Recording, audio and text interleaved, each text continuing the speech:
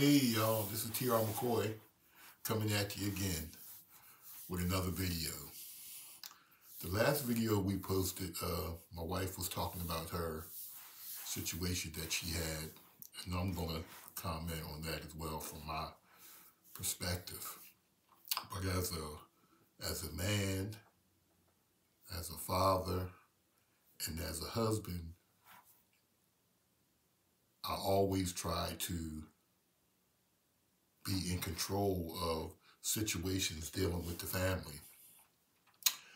And at this time, when my wife had that surgery, first it was just a routine. They was going to remove her gallbladder. And we went to the hospital. The doctor told us, what the surgery consists of and how it was going to go. And so they did the surgery. I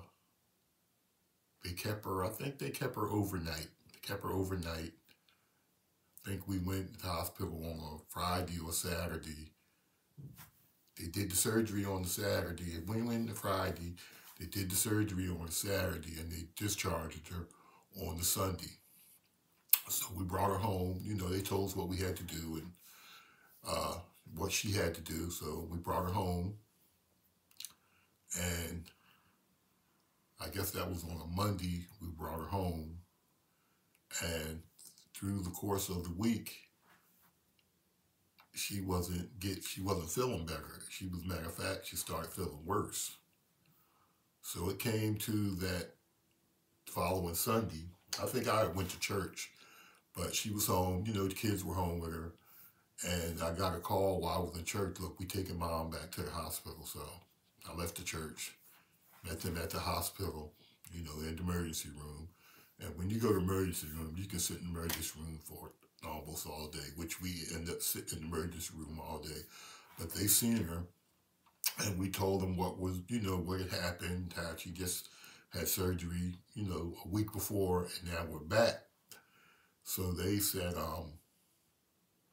well, let us do some x-rays and see what's going on, and, So they went and did x-rays, and then when they got the x-rays back, they seen it was something wasn't right on the inside. So they admitted her, and I guess when the doctor looked at their x-rays, he knew what it was. So what it was, she had bile in her abdominal cavity. So they told her, we got to do surgery right away. So they prepped her for the surgery that night. So in that morning, she was going to have surgery. So they took her. We had the deacons and the reverend came from our church. We had prayer with Ella before she went into surgery. So, but she came out of the surgery, and they had cut her abdominal. They had cut into her abdominal. So they had her opened up from right below her breast all the way down past her navel. So they had her like laid out like you would fillet a fish. They had her laid out like that.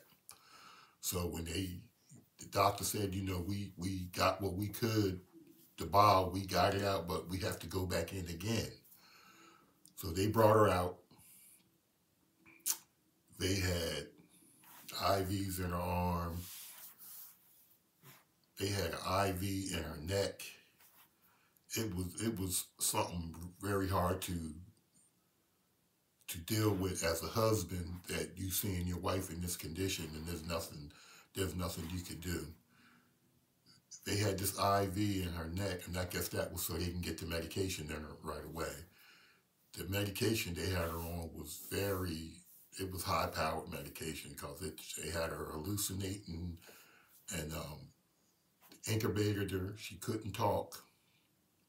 So she had to write on, a pad. They gave her a pad where she could write. So I think that first day after surgery, it was rough for her. It was rough for her, and it was even rougher for me, because it's nothing I could do. I can't comfort her, and all I could do is just be there.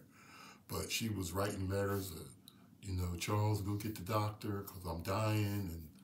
And I'm just like, wow. I said, you're not dying. But she says, I'm dying. Go hurry up and get the doctor. But this went on for at least a good week, in and out of surgery. They taking her back. We got to go back in because I think it was so much bile in her abdominal cavity, they couldn't find where the leak was coming. I think they already knew, but they wasn't telling me. They couldn't find where the leak was at. So every other day, she was going back in there again. They was flushing her out, flushing her system out, flushing that abdominal area out, flushing that. This went on for a week. Constantly. Her brother and myself, because she was in the ICU. We were the only two people coming up there. I wouldn't allow the kids to come because I didn't want the kids to see their mother in this condition. So my brother-in-law would get there before I was in the morning, get there before me in the morning. And then when I would get there, I would tell him, I said, you ain't got to stay. You can go. But he would stay until like 12 o'clock, and then he would leave, and I would stay the rest of the day. Because they had put her sort of kind of like an induced coma, but she would wake up. It wasn't no solid coma. It was like they just had her really medicated. So the only thing I could do was hold her hand, and when she would wake up, she would see somebody she knew. Either it was me or her brother. We would be there. I would be there. And she really couldn't talk. All she could do was just like squeeze my hand a little bit So this went on for at least a good 7 days, in and out, flushing her out, in and out, flushing her out. We got to do this. We got to do this test. And I'm getting, So one of them days came where I come up there in the morning and I sat down. My brother-in-law was there. I sat down and I just broke down.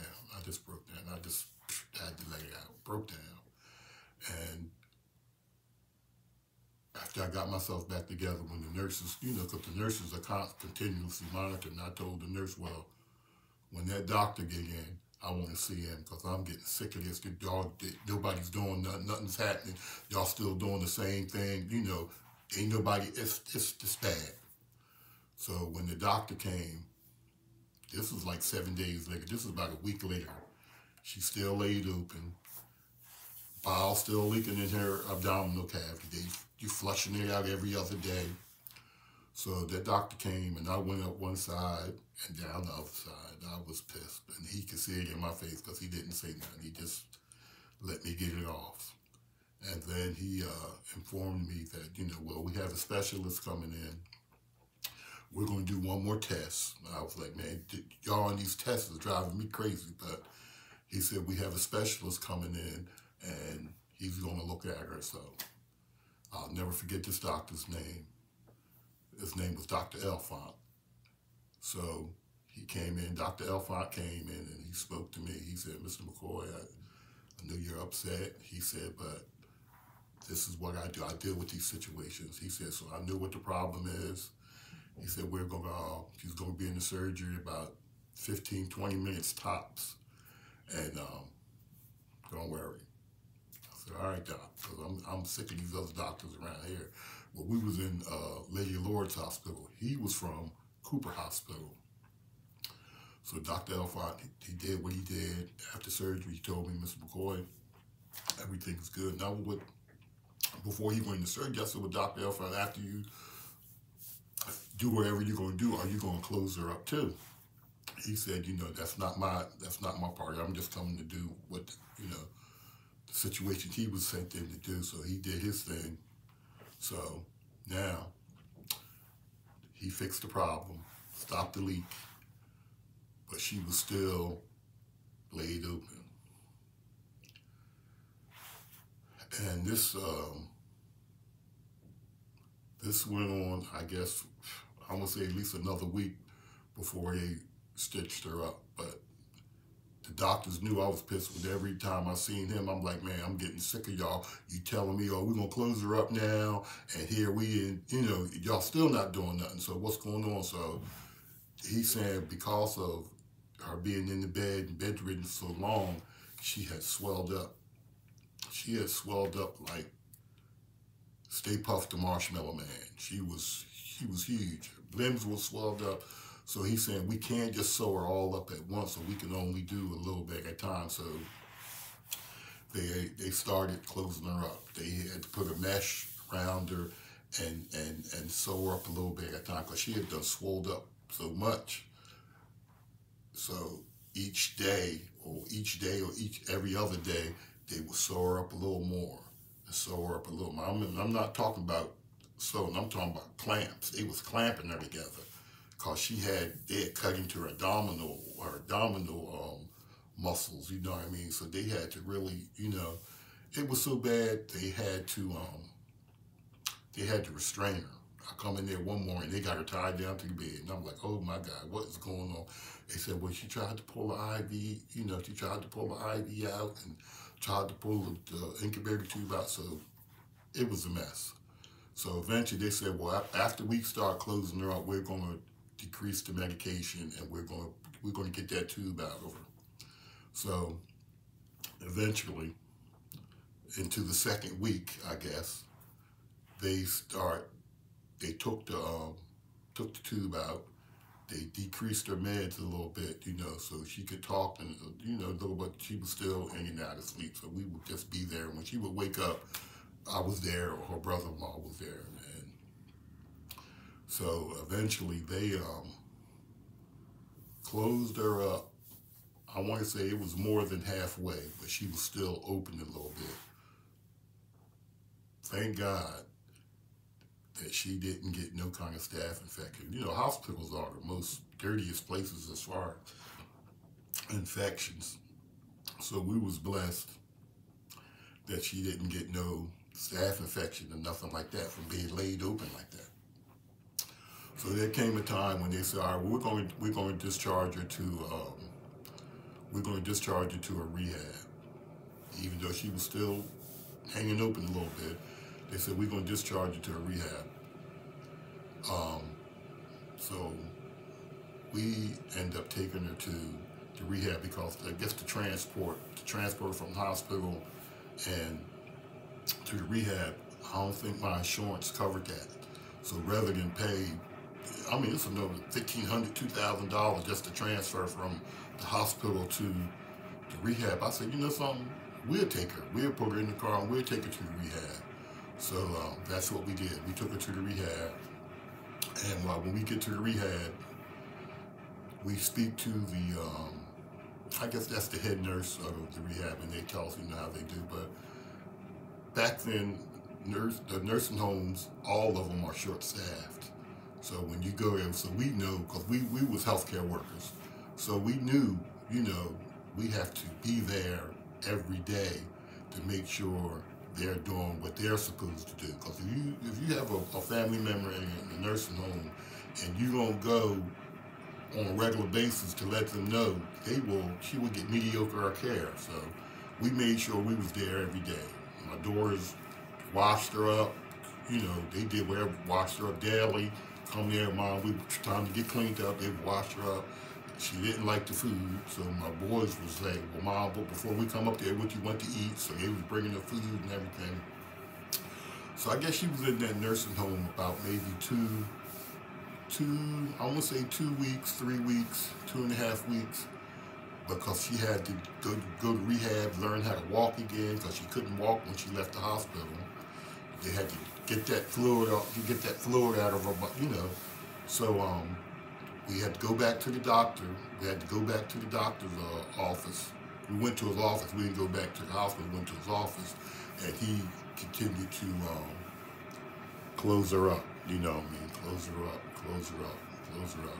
So one of the visits when we went to the doctor's office, he said, you could go home if you want. You can stay at the nursing home, but you can go home if you want. But you would just have to. You'd have to have a nurse come to the house. So we said, all right. She said, I want to go home. So he discharged her. When we went from the doctor's office back to the nursing home, she packed up, we packed up, and she was gone. She got her bag. Yeah, she said, I'm out. So we took her home. They set up, the nurse come and, you know, clean up. But Ella was doing half the stuff herself, cleaning herself up. But the nurse still came and cleaned her up. Thank God that I had the insurance that my job provided. I didn't have to pay for nothing. She was in the hospital for over 3 weeks, and we never got a bill for none of that. I think we got the invoice, but we never, and it was a substantial amount of money, but we never had to pay out of pocket for anything. So, but during this whole process, you know, y'all, I prayed, the church was praying, and it comes to a point through that whole situation where I prayed, I cried, and I think there comes a time when you just have to let go and let God. And I think when I let go and let God, that's when things start getting better for her, start getting better for me. You know, I let the kids come on. The kids, come on, y'all come on up to the hospital and see your mom. You know, so they was up to the hospital every day, you know. But that was a really rough time in my marriage as far as being in control, because it's bad when you don't have no control of a situation and you just have to sit back and just watch your loved one go through this, and it's nothing you could do. So that was my let go, let God situation in our marriage. I hope I would never have to go through that again. But y'all, thank y'all for listening. And I would like for you to subscribe, like, and share. All right? Thank y'all. God loves you. I love you. See you in the next video. Talk to you later. Bye-bye.